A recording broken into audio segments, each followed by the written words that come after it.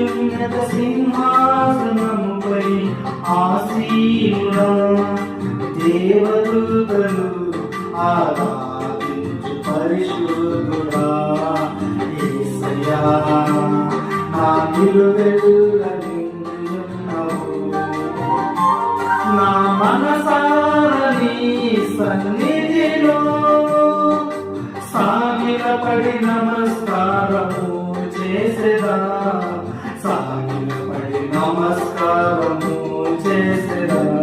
నా మనసారా నీ సన్నిధిలో సాగిలపడి నమస్కారము చేసేదా.